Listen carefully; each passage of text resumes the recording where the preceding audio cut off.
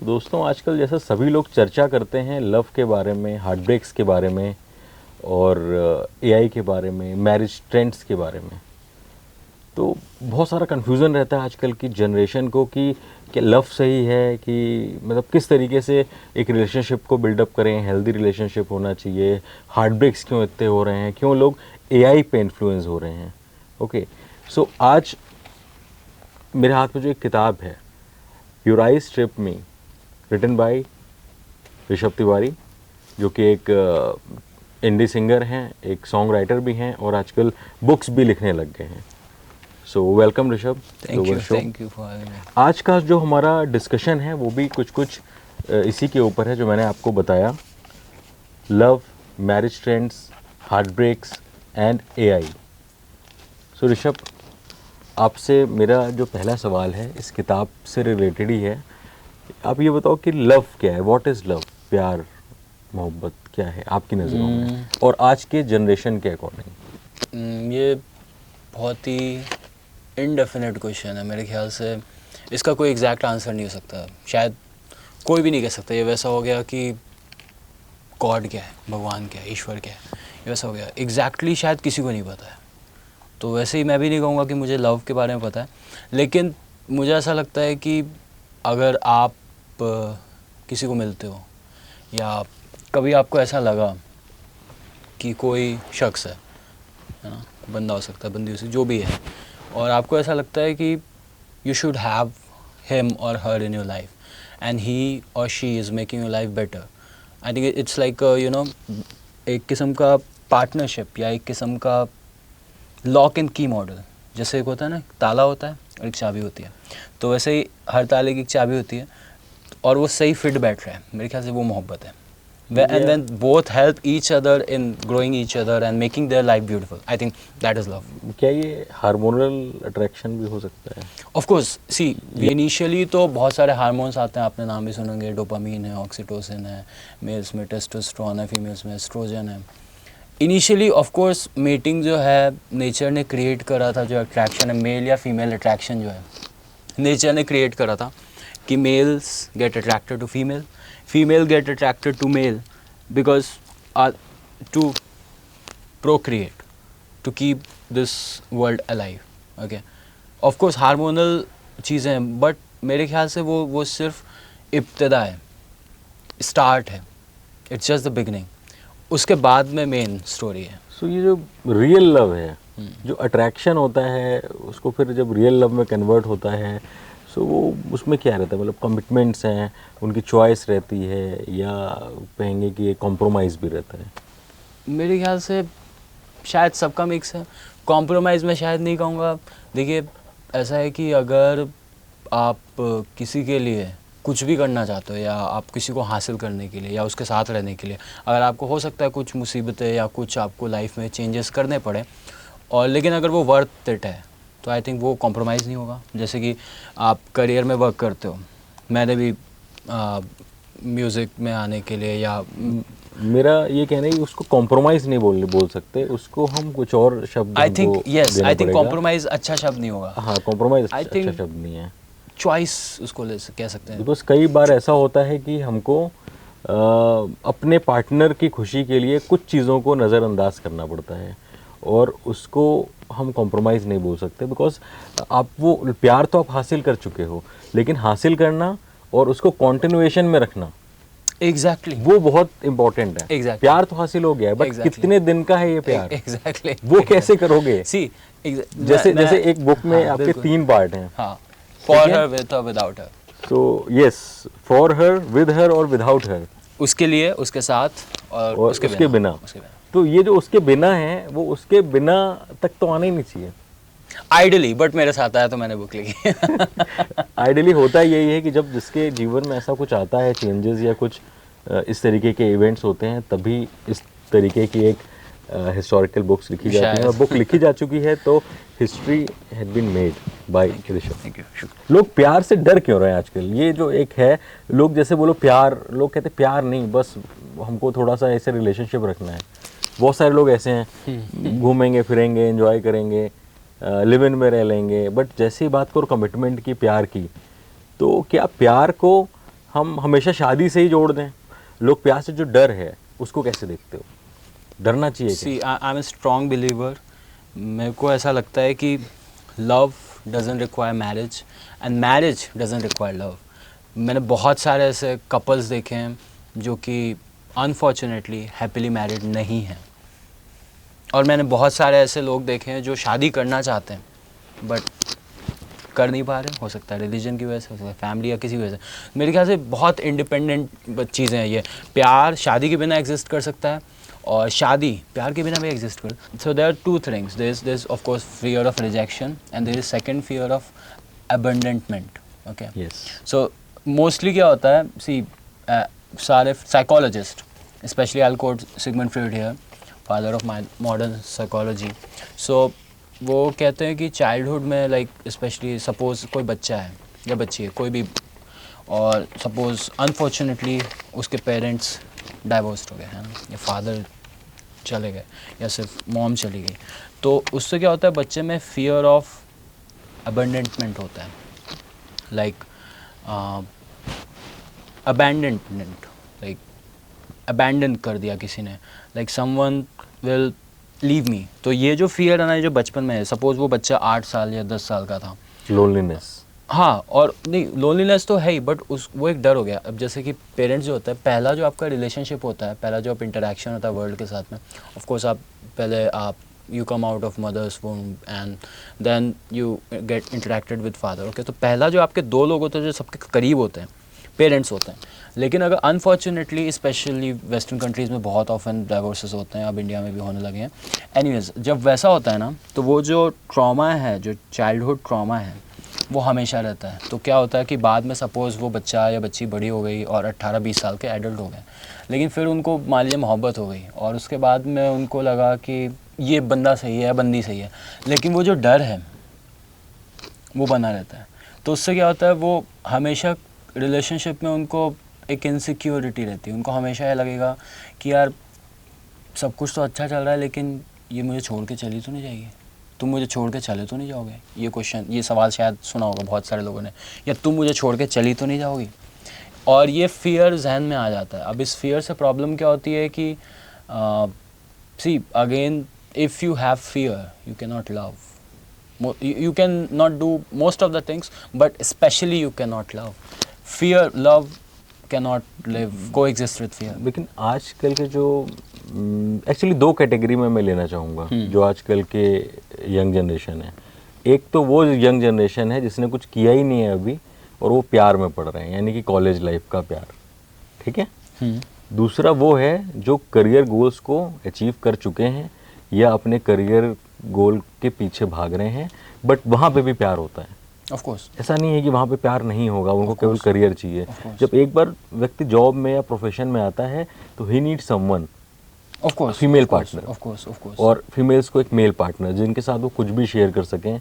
Obviously physical needs are there, Of course. And emotional needs are there. yes. Emotional is more important because Yeah. जब आपके For पास long में term, for long success term, है, yes. सब कुछ है, आप देखोगे दूसरों को, there are so many married couples and their girlfriends or boyfriends, they are committed, and on that time you feel yourself alone, lonely, because सबके साथ कोई ना कोई है, आपके साथ में उस समय कोई नहीं है। तो इसमें जो क्वेश्चन है वो ये है कि जो पढ़ रहे हैं स्टूडेंट्स, वो सीधे कमिटमेंट की बात करते हैं, ये सीधे शादी करेंगे। Exactly. बट जब वो एक्चुअल अपनी लाइफ में आते हैं तब वो डर उनको जाते हैं। हकीकत का तब पता वो डर चलता जाते है हैं। कि अब डर होता है शादी का अब यहाँ पे कि भैया पहले करियर तो बसा लो, क्योंकि See, अभी सिंगल मैं समझ रहा हूँ। सिंगल इनकम पे है वो। बिल्कुल समझ रहा हूँ आपकी बात। शादी की बात कैसे होगा? पापा खर्चा उठाएंगे कि मुझे ही सबका खर्चा उठाना पड़ेगा? एग्जैक्टली। सी बहुत सिंपल सी चीज़ है। जब बच्चे होते हो या अभी भी अगर मैं बाहर जाऊंगा किसी बच्चे से पूछूंगा, शायद वो बोलेगा बड़े होकर क्या बनोगे, तो बोलेगा विराट कोहली बनना है, रोहित शर्मा बनना है, क्रिकेटर बनना है, ऐसा बनना है। लेकिन जैसे जब आप बड़े हो गए तो आपको पता चलेगा यार yes there is competition, and then the probability of you becoming a cricketer or anyone, even a musician, is very minimal. बहुत मेहनत रहती है, बहुत मेहनत रहती है, hard work. Same thing goes with marriage. और ये जो चीज़, जैसे आप बच्चे होते हो या आप वो होते हो, तो आपको लगता है कि यार ठीक है, इट्स ऑल लवी डवी, ठीक है, but as they say life is not a bed of roses. So is love. So उनको बाद में फिर समझ में आता है यार शादी के साथ बहुत सारी चीज़ें आएंगी। और फिर दूसरी चीज़ ये भी करियर है, गोल्स पे आते हैं, करियर गोल्स आते हैं सबसे इम्पोर्टेंट। और fortunately or unfortunately money matters. We live in a capitalist society and a lot of things are driven by money. Okay, so relationship में भी ऐसा आता है। इवन जगजीत सिंह जी का एक कंसर्ट था, उसमें वो गाना गा रहे थे, उनका बहुत खूबसूरत गाना है, ना उम्र की सीमा हो ना जन्म का हो बंधन, जब प्यार करे कोई तो देखे केवल मन, है ना। लेकिन उन्होंने क्या गाया, उन्होंने गाया ना उम्र की सीमा हो ना जन्म का हो बंधन, जब प्यार करे कोई तो देखे केवल Done. and he did this Yes, yes. in front of I don't know 50,000 people. Yeah. my So God. what he was trying to say is even like 20 years before, money was an important part of marriage and it still is important. तो होता क्या, जब आप छोटे होते हो तो आपको लगता है हाँ ठीक है बस ये मेरे को पसंद है और मैं इससे शादी को लूँगा, I will live a happy life. But unfortunately life is not that easy and life is not as Yes. simple. I think जो हार्ट ब्रेक्स हो रहे हैं या मैरिजेस ब्रेक हो रही हैं या कमिटमेंट्स जो लव स्टोरीज हैं ब्रेक हो रही हैं, उसका एक बहुत बड़ा रीज़न फ्रीडम भी है। आप बोल सकते हो जो लाइफ स्टाइल फ्रीडम, बिकॉज हर किसी का अपना लाइफ स्टाइल होता है। जब वो कमिटमेंट में आ जाता है तब प्रॉब्लम है। अब कुछ लोगों को गर्लफ्रेंड तो चाहिए लेकिन दोस्त भी चाहिए। एग्जैक्टली अब वो गर्लफ्रेंड या वाइफ बोलेगी या तो मेरे साथ ही टाइम स्पेंड करो। मैं समझ रहा हूँ लाइफ स्टाइल और फ्रीडम ये usually they don't go together very well. So होता क्या है, ऑल्सो दुनिया बहुत चेंज हुई है पिछले जस्ट अगर मैं कोविड के बाद की बात करते हैं। हाँ जस्ट अगर मैं यस अगर मैं सिर्फ 2020 से लेकर 2026 तक भी देखूं, 6 साल में बहुत सारी चीज़ें चेंज हो चुकी हैं। ऑल्दो टेक्नोलॉजी काफ़ी बेटर हुई है, वर्चुअल वर्ल्ड बहुत बेटर हुआ है, now AI is here and a lot of new things are there and life is in a way very simple. Like कोई भी, मैं नाम नहीं लूँगा, कोई भी आप apps या कुछ भी 10 मिनट में मैं कुछ भी मंगा सकता हूँ। इवन मेरा कोई दोस्त है कितना भी दूर है, मैं उससे वीडियो कॉल बहुत इजीली कर सकता हूँ, स्काइप कर सकता हूँ। वर्चुअल रियलिटी में आ चुके हैं, इवन ह्यूमनॉइड रोबोट्स आ चुके हैं, इलॉन मस्क के ह्यूमनॉइड रोबोट आ चुके हैं। I think right now they cost like 30 lakhs or 40 lakhs or something and he's like 5 years or 10 years के बाद में everyone will be using humanoid and I'm very pro robotics. I believe we are sitting in 2026 and I believe in the next 1 decade, within 10 years from now, people will even marry humanoid robots. Film भी आ चुकी है उसमें। हाँ शायद, सी film शायद comedy में थी but मैं सीरियसली बोल रहा हूँ कॉमेडी में थी बट वो रियलिटी भी थी इन अ वे बट मैंने मूवी नहीं देखी है बट मैं ये 100% कह सकता हूँ कि of course AI and robotics हमारी लाइफ का बहुत मेजर पार्ट बनेंगे। और स्पेशली जो बच्चे अभी बड़े हो रहे हैं, जो बचपन से even there are chat girlfriends, there are chat boyfriends, even there are teenagers who are there are teenagers who are getting addicted to even simple LLMs like ChatGPT and Mistral AI and maybe boys who are providing these kind of services to do chats. There are some apps, but now the trend is changed. They don't want a human touch. They need AI because AI वो कर रहा है जो आप चाहते हो। First AI आपको read करेगा, आपसे डेटा लेगा, उसके बाद उसके अकॉर्डिंग व्हाट यू लाइक वैसा ही आपको ट्रीट करेगा। जो आपको पसंद है वो, ऐसा किसको नहीं पसंद कि उसकी गर्लफ्रेंड वही बात करे जो वो सुनना चाहता है, उसकी वाइफ वही बात करे जो उसको पसंद है, भले वो चैट पे करे, वो बोल के करे, बोले भी नहीं, बोलना किसको पसंद है कि वो बोलते रहे। लेकिन जो अच्छी बात वो ये है कि जो आप सुनना चाहते हो आपको मैसेज आ रहा है। और वो लोग जिनको फियर था, जो हमने अभी बात करी, अबेंडेंट फील करते हैं, फियर है, लोनलीनेस है, उन्होंने कुछ अपने आसपास ऐसा कुछ देखा है जिसमें कई बार डाइवोर्स केसेस देखे हैं या जो भी देखा है, तो वो उनका डर ही खत्म हो गया है ना कि ये तो है ही नहीं, वर्चुअल है, तो हम AI के साथ में चलो बढ़िया जब तक है ठीक है, तो वो they are happy. But real life में आते हैं उधर। यस ऑफ कोर्स उनके पेरेंट्स चाहते हैं कि भाई शादी कर लो, बट उनका सीन क्या है कि यार पहले कभी प्यार हुआ रहा होगा, वो अच्छा नहीं चला, अभी प्यार हो रहा है बट वो डर है कि भाई, क्योंकि क्या होता है आपका first impression is the last impression. ये प्यार में भी होता है, ये कॉलेज लाइफ में शुरू होता है सबसे। कॉलेज लाइफ, हाँ कॉलेज लाइफ में शुरू होता है, स्कूल में भी शुरू हो सकता है, बट अपने पहले किसी से आप अटैच हो गए, ऑफ कोर्स जब ब्रेकअप होता है, हार्ट ब्रेक होता है, रिजेक्शन होता है, तो आप वो पेन फील करते हो। सो बॉडी या माइंड का हमारा जो सबसे मेन प्रिमिटिव फंक्शन है का दिन भर बस ये काम है कि हमें पेन से, प्रॉब्लम से बचा के रखे। तो जब ब्रेन को ये लगेगा कि यार ये बंदा या बंदी है, मैंने ये किया था या मैंने ये सारी चीज़ें करी और उसके बाद में मेरे को पेन मिला, तो मैं फिर से दोबारा क्यों करूँ।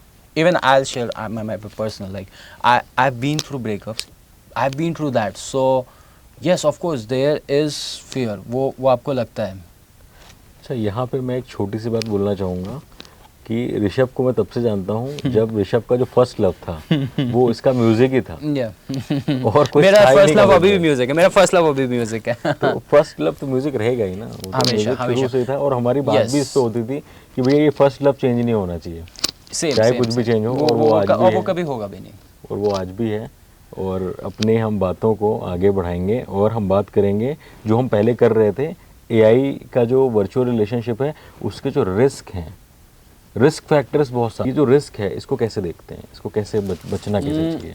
तो एआई के साथ भी वैसा ही बहुत सारी चीज़ें अच्छी होंगी। अच्छी चीज़ें जो होंगी मेरे ख्याल से कई सारी चीज़ें इजी हो जाएंगी, एक्सेस हो जाएगा, लाइक टेक्नोलॉजी किसी भी बारे में वो एक्सेस कर सकते। बट इसका मिसयूज़ वहीं पर है जहाँ पे लाइक एबेंडेंट वाली फीलिंग थी, जहाँ रिस्क है, जहाँ पे लोगों को कॉन्फिडेंस, लैक ऑफ कॉन्फिडेंस हो रहा है जिन लड़कों में या जिन लड़कियों में, बट वो कॉन्फिडेंस तो उनको अंदर खुद ही लाना। चाहे तो पेरेंटल गाइडेंस बहुत इंपॉर्टेंट है। आजकल पेरेंट्स भी बड़े बिजी हैं, सबके पास टाइम ही नहीं है, they don't have time to talk to each other, husband wifes या और टू देयर किड्स और their parents I understand. In metro career का प्रेशर है and commute time, especially India में बहुत सारा ट्रैफिक है, तो कम्यूट टाइम बहुत ज़्यादा है, आप टाइम नहीं दे पाते हो। But it's very important. See again I go back to psychology, like कोई भी आप एरिक एरिक्सन, सिगमंड फ्रॉयड, कोई सा भी साइकोलॉजी थ्योरी आप ले लो, उन्होंने सबने लाइफ का जो ग्राफ बनाया, जो उन्होंने जो लाइफ के स्टेजेस बनाए, लाइक सिगमंड फ्रॉयड का है ओरल स्टेज, उसके बाद में एनल स्टेज, फिर उसके बाद में फैलिक स्टेज, उसके बाद में बहुत सारे स्टेजेस उन्होंने बताए। तो उसमें सारे स्टेजेस अगर आप सक्सेसफुली कंप्लीट करते हो तो कुछ अच्छा डेवलप होता है। जैसे सपोज आपका ओरल स्टेज बचपन में होता है जब ब्रेस्ट फीडिंग कर रहा होता है बच्चा, आई थिंक 1 साल से पहले का। तो अगर ओरल स्टेज उसका अच्छा होता है और उसका मदर से अच्छा रिलेशनशिप डेवलप होता है, तो उसका वर्ल्ड के लिए जो ऑप्टिमिज्म है वो बढ़ जाता है, वो दुनिया को एक बेहतर जगह देखता है। क्योंकि वो जब छोटा था तो उसके पेरेंट्स ने, उसकी मदर ने उसको ब्रेस्ट फीड किया, उसको टाइम पे जो उसको, तो उसका वर्ल्ड के लिए ऑप्टिमिज्म बढ़ जाता है। और in fact this is very in a way controversial, in fact जो मेल्स का ब्रेस्ट के लिए fascination, it comes from there only. Like males, most of males are fascinated with breast, female breast, of course. Even there is a very big industry of surgery, breast implants, silicone implants. People go from A cup to B cup to C cup. There's like huge market there. So anyway, so that fascination arises from your childhood. वो girls का भी रहता है, boys के लिए कुछ अलग अलग टाइप के रहते हैं। I understand manhood बहुत रहता सारी है। चीज़ें हैं, ओडिपल कॉम्प्लेक्स, इलेक्ट्रा कॉम्प्लेक्स और बहुत सारी कुछ लोग चीज़ें। डरते भी हैं बिकॉज इंडिया में बहुत मतलब आपका आज की जनरेशन का तो नहीं पता, बट जो पुराने जनरेशन थी वो मेल डोमिनेटिंग जनरेशन थी। हाँ, तो लोग डरते थे, Patriarchy. लड़कियाँ डरती थीं Patriarchy. मेल से कि ये सब खराब होते हैं, इस टाइप की चीज़ें होती थी। हाँ, तो ऑफ कोर्स पहले रूरल जो भी एरियाज थे और जो रूरल सिटीज़ में भी होता था, लोग मेल डोमिनेट करते ही थे अपने घर में, उनको अपनी ही चलानी होती थी। मैंने बहुत जगह पे देखा है, बहुत फैमिलीज़ में देखा है कि मेल्स अपनी ही चलाते हैं, वो अपना ही डिसीज़न थोपते हैं। उनको उनकी डॉटर्स को जो कराना होता है वही कराएंगे, उनकी वाइफ को नहीं आगे बढ़ने देना है तो नहीं बढ़ने देंगे, मना कर देंगे कि no need to do job, no need to do work, आपको यही करना है, घर में रहो, घर संभालो, this kind of things. So बच्चे जो अभी जो 35 या 40s में अभी जो होंगे, जो यंगस्टर्स हैं, है ना, तो उनके दिमाग में यही है। और लड़कियां भी जो आजकल देखो, एक चीज़ और बहुत कॉमन है कि जो पहले अर्ली मैरिजेस हो रही थी वो अब अर्ली मैरिजेस नहीं हो रही हैं। वो लड़कियां अब 35 प्लस हो रही हैं, लड़के भी 40 प्लस हो रहे हैं, but they are not willing to marry. Yes, Ranbir Kapoor married Alia at 40। Yes, but they are celebrities, but they can afford. But still, see, can afford. even celebrities They have are people. different They lifestyle. of course, they also convey the same morality, consciousness. Like, But they have different style. They have no liability, no dependency. I They don't are think they don't have self-dependent, they liabilities. I think everyone has asset and their own liabilities, but like a common families, a normal couple or normal. मैं समझ रहा हूँ, but thing. मेरे ख्याल से I think अपनी Choice भी और होती हैं, priorities तकलीफ़ें होते भी हैं। होती हैं, प्रायोरिटीज़ भी हाँ, होती हैं, प्रॉब्लम्स भी होती हैं.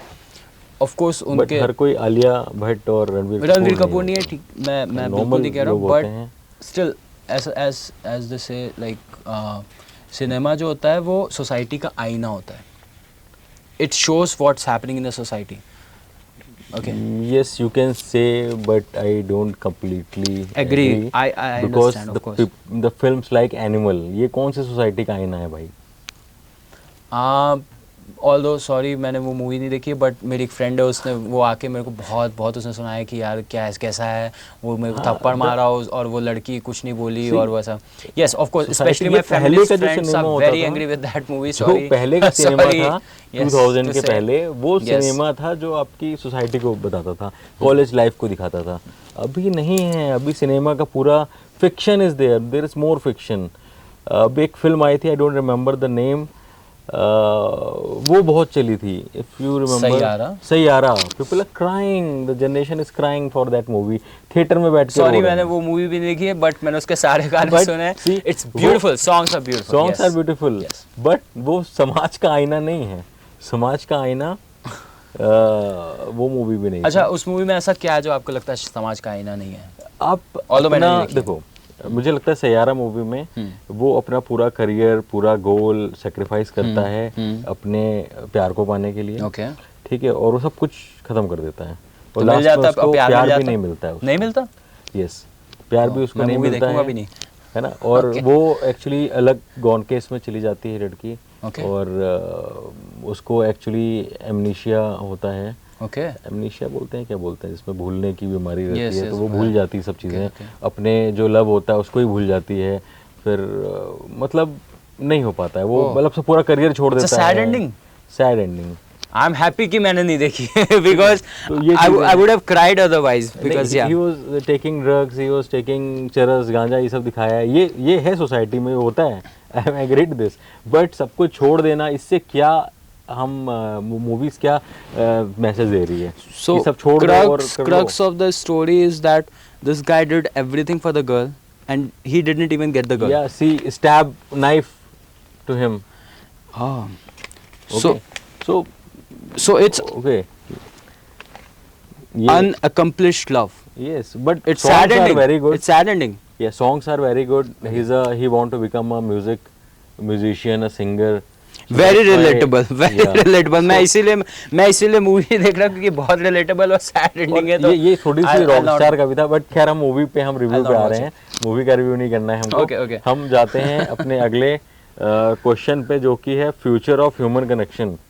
एआई बढ़ेगा, ह्यूमन वैल्यूएबल होगा कि नहीं, emotional intelligence, future currency, this kind of thing. So हम इस पे बात करते हैं. Future of human connection.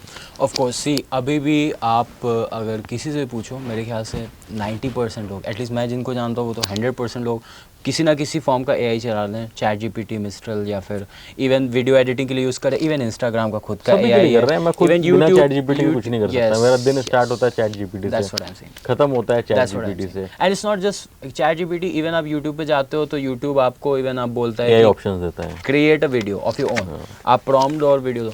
सो देखिए होता क्या है कि बहुत जल्दी हम रियल और वर्चुअल का डिफरेंस भूल जाएंगे, बहुत जल्दी. इवन अभी भी भूल चुके हैं. क्योंकि एक मेल ड्राफ्ट करना होता है तो लोग चैट जीपीटी से पूछते हैं कि ये मेल ड्राफ्ट कब मेरे लिए. Yes of course. See Elon Musk का भी शायद कल या परसों उसने ट्वीट किया था कि humanoids will be more human then humans. कि ह्यूमनॉइड, उसके जो रोबोट्स होंगे वो हम जितने ह्यूमंस हैं उससे भी ज़्यादा ह्यूमन होंगे. I don't totally agree, but एक चीज़ बिल्कुल होगी. सी कोई भी चीज़ अगर आती है ना, again will go back to Darwin.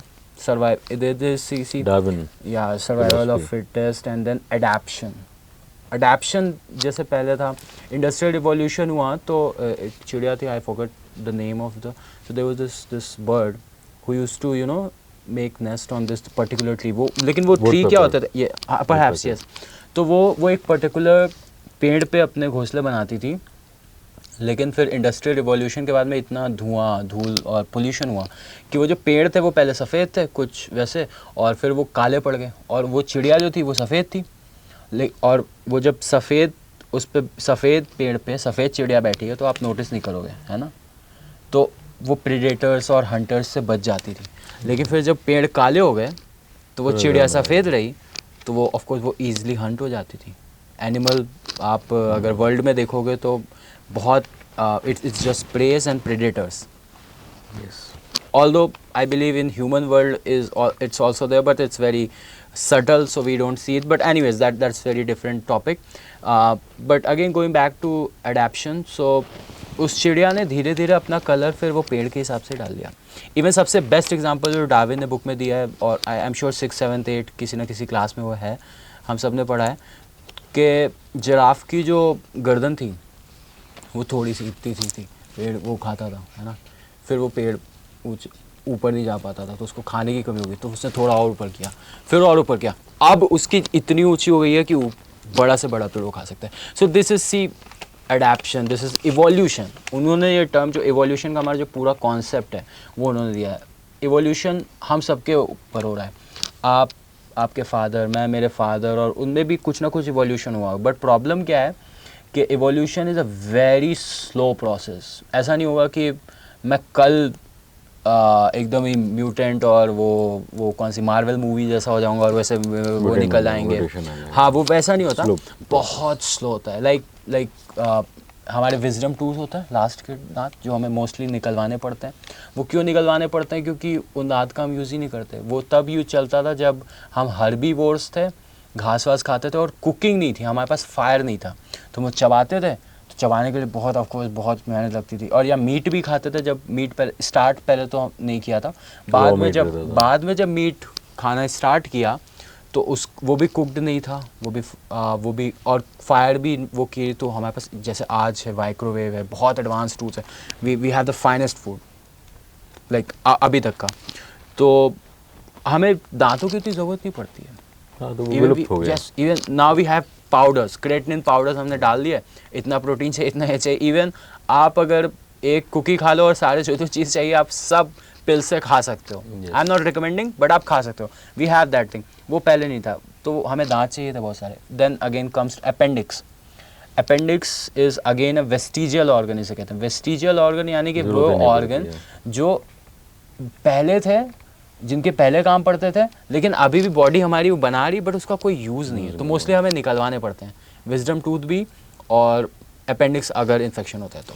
Now come back to the topic. हम बात कर रहे थे बुक के बारे में। जैसे कि मैंने बताया कि मैं ऋषभ को पिछले 15 साल से जानता हूँ, काफ़ी पुरानी बॉन्डिंग है, हमने पहला सॉन्ग भी साथ में रिकॉर्ड किया था।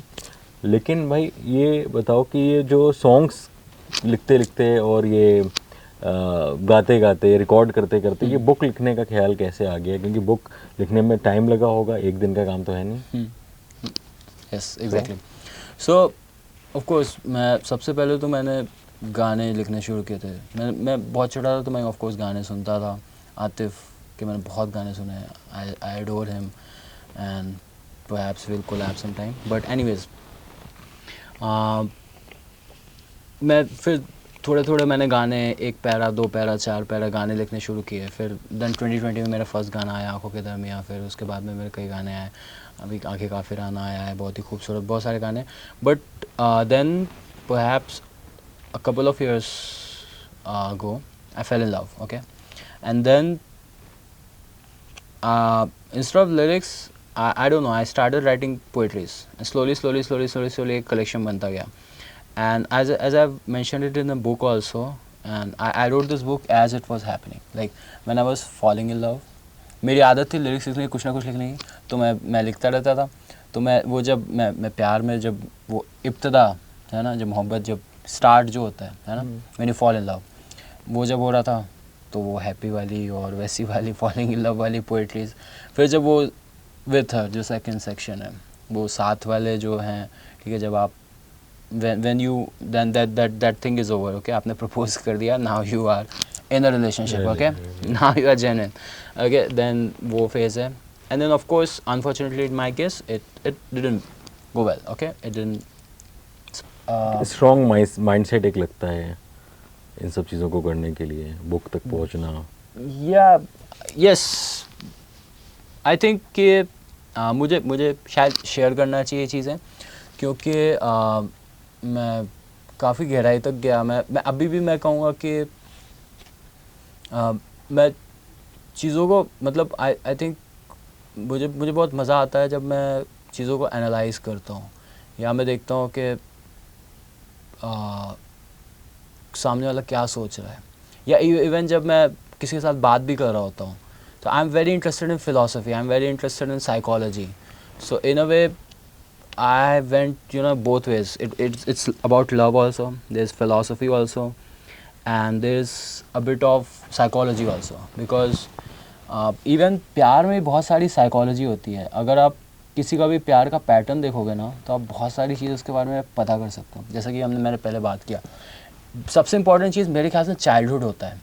इवन मेरा भी जो चाइल्डहुड चल रहा है अभी, मुझे लग रहा है मुझे भी ऐसा लगता है, और शायद कभी ख़त्म नहीं होगा. एनीवेज, तो चाइल्डहुड जो होता है वो आपको लाइफ टाइम इफेक्ट करता है.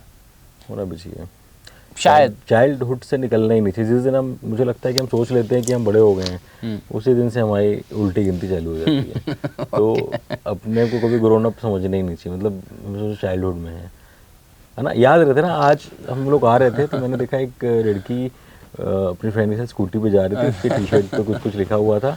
तो for few seconds I go back to my childhood. जब हम भी वो एक कोई से भी स्कूटर या कुछ ऐसा मिलता था ना, और उसमें हमारे भी टी शर्ट्स पे लिखा गया था, स्कूल का लास्ट डे था, फेयरवेल के पहले वाला, सब लोग छोड़ के जा रहे थे.